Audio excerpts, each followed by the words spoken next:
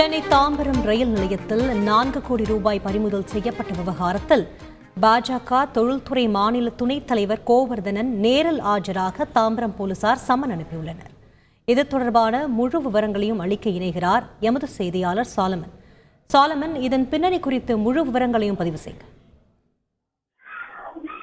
நெல்லை நாடாளுமன்ற தொகுதி பாஜக வேட்பாளரான நயினார் நாகேந்திரனுக்கு சொந்தமான ரூபாய் 4 கோடி பணமானது கடந்த 6ஆம் தேதி தாம்பரம் ரயில் நிலையத்தில் தேர்தல் பறக்கும் படையினரால் பறிமுதல் செய்யப்பட்டது.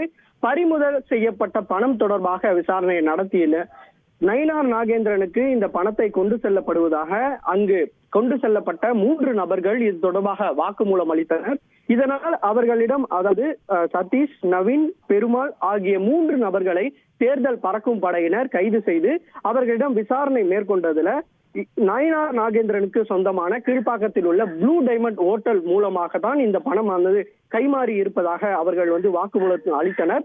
மேலும் அவரது உறவினர்கள் சிலரும் இந்த பணம் பரிமாற்றத்தில் ஈடுபட்டதாகவும் அவர்கள் வாக்குமூலம் அளித்ததின் அடிப்படையில விருகம்பாக்கத்தை சேர்ந்த முருகன், ஜெய்சங்கர், ஆசை தம்பி ஆகியோர் இந்த பணத்தை கொண்டு செல்ல உள்ளதாகவும் தெரிய வந்ததை அடுத்து அவர்களுக்கு சொந்தமான இடம் மற்றும் நயினார் நாகேந்திரனுக்கு சொந்தமான ஹோட்டல் ஆகிய இடங்கள்ல தேர்தல் பறக்கும் படையினரானது தீவிரமாக சோதனை மேற்கொண்டு முக்கிய ஆவணங்களை கைப்பற்றினர்.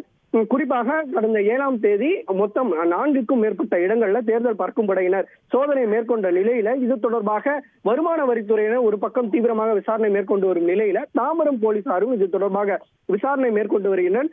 இந்த நிலையில கைப்பற்றப்பட்ட ஆவணங்களை அடிப்படையாக வைத்து பாஜக தொழில்துறை மாநில துணைத் தலைவர் கோவர்தனன் அவரது கிரீன்வே சாலையில் உள்ள கொரியன் ரெஸ்டாரண்டிலிருந்து தான் பணம் கைமாறி இருப்பது தெரிய வந்துட்டு அங்கு சோதனை மேற்கொண்டதுல 1.10 லட்சம் ரூபாயை தேர்தல் பறக்கும் படையினர் பறிமுதல் செய்தனர். மேலும் இவருக்கு இந்த விவகாரத்தில் தொடர்பு உள்ளதா என அவர் இன்று காலை ஆஜராகுமாறும் தாம்பரம் போலீசார் அவருக்கு சம்மன் அனுப்பியுள்ளனர்.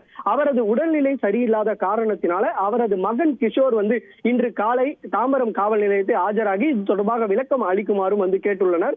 ஏற்கனவே இந்த விவகாரம் தொடர்பாக நயினார் நாகேந்திர உறவினர் முருகன் மற்றும் அவரது நண்பர்கள் ஜெய்சங்கர், ஆசை தம்பி ஆகியோருக்கு சம்மன் கொடுக்கப்பட்டு இருப்பதாக தேர்தல் பறக்கும் படை அதிகாரிகள் தரப்புல தெரிவிக்கப்பட்டுள்ளது.